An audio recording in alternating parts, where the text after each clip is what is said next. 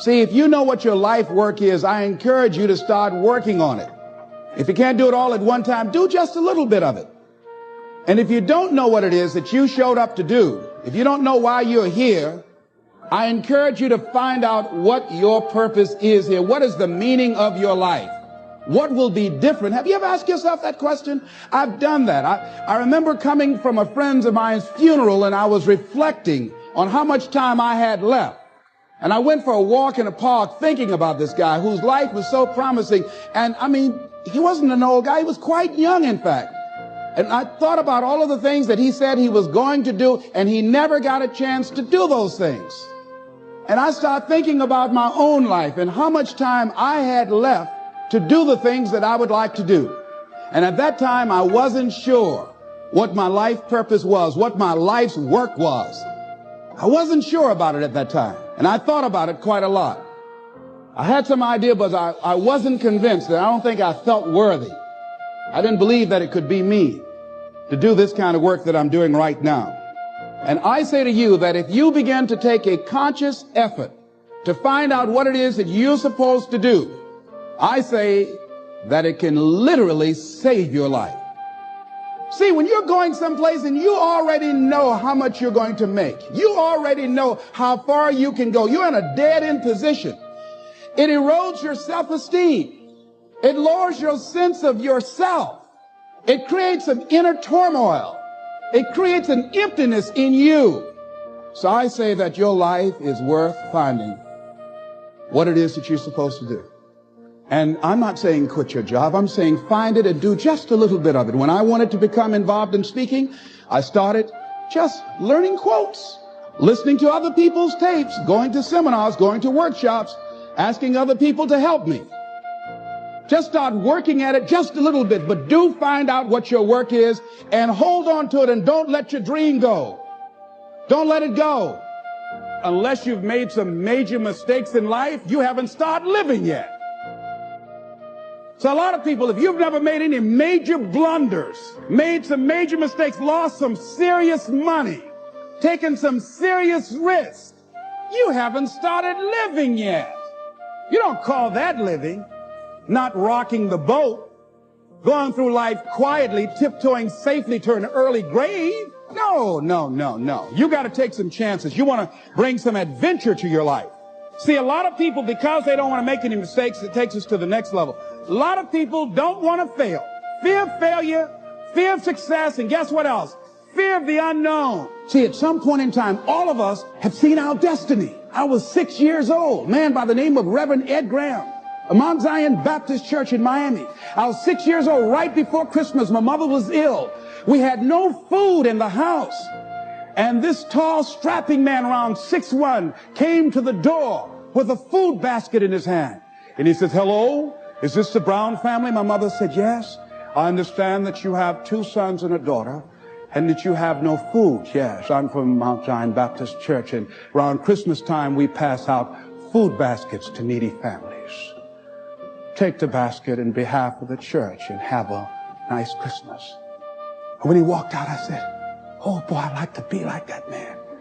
And I went to his church, and I used to watch him speak, and tall and powerful and dynamic speaker, such eloquence. One of his favorite people was the poet Kipling, who wrote, "If you can keep your head when all about you are losing theirs and blaming it on you."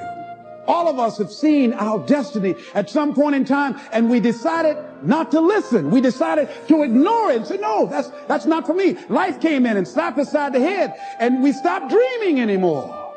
Bigger Thomas said, "The impulse to dream has been slowly beaten out of me through the experience of life." And that's what causes many of us to give up on our volcano. The experiences and the challenges, the defeats, the disappointments, and the failures of life. Then we decide to prematurely throw in the towel on ourselves, or to sell out on our true potential, sell out on living our dreams, feeling that we're not good enough, not wanting to make any mistakes, particularly if you're raised with a great deal of criticism. So you've got to be willing to prepare yourself and do the best you can. Take your best shot and let the chips fall where they may. And so as you begin to look at people become afraid of success because they feel they're not good enough, they can't handle it, the responsibility is too big. I've been there. And when you feel that way, you begin to unconsciously work against yourself to make sure that you don't get it. You begin to sabotage your own potential in a variety of ways, through procrastinating, through not taking care of business, not giving reports on time, not spending your time wisely, squandering your time looking at a lot of idle television, or spend all your time lamenting and complaining about how bad things are, using your energy negatively rather than positively, complaining rather than producing. That's what we do when we're afraid of really making it. And when you're afraid of the unknown, when you're afraid to take that leap, when you're afraid to venture out there, that's a real challenge. I'm reminded about a little boy. Two little guys were out playing on some ice that was supposed to have been solid. And one of the little boys stepped on a thin area of the ice and fell in a hole. And as he began to start thrashing in the water, he began to move with the undercurrent to other areas of the ice, and his friend was there trying to help him, beating, hitting the ice, trying to save his friend.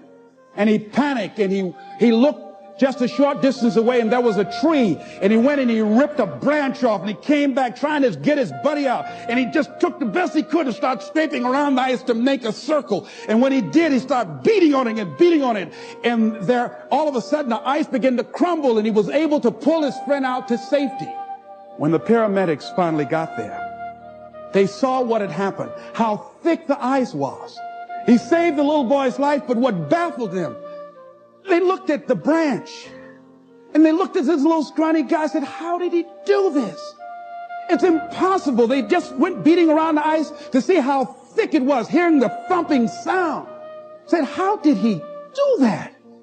I mean, it was a miracle that he was able to just take that branch and go around, make a circle, and beat the ice and pull him through. It's just too small. It's just impossible. And an old man standing around, hearing the conversation, stepped forward and said, I can tell you how he did it. He didn't have anybody here to tell him he couldn't do it. See, sometimes life will happen to you like this little boy, and you won't have time to say no. You won't have time to think that you can't do it. The only time you will have is to act, to take the leap of faith and believe that everything is going to be all right. Take that leap of faith, trust yourself, and know within yourself that everything's going to be all right. But aren't there some guarantees you can give us, Les? Yes. What is that? You're going to die. In case you didn't understand that, you can't get out of life alive. So I'm saying to you, you got 6 months to live. Live your life now. Live your dreams now. Start acting like this is your last day on the planet. See, if we decide that we don't need a pronouncement from some physician to say we have 6 months to a year to live in order to really begin to appreciate the beauty of life, in order to really to make some hard decisions in life. See, we have the power in our hands. Like those little boys, we have that kind of power, that kind of genius